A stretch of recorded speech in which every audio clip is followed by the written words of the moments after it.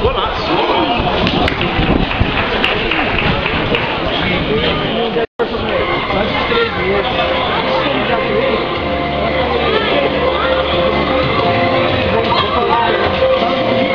O Joãozinho jogou no Guarani quando, Joãozinho? Em 70.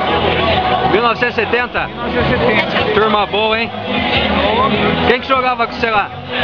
Zeito, Creito, Washington, Amaral, Ninho, Amaral, zagueiro, que foi pra Copa de 78. Isso, Eli Carlos, que depois foi pro Cruzeiro, hoje é comentarista na Bandeirantes. Carlos, O Cleiton, que virou juiz de direito, né? Tá longe. O Washington falecido, o novo Pelé do brinco, né? Flamarion, Deus da raça bugrina. Isso. Dá saudade, João? Oxe, dá saudade.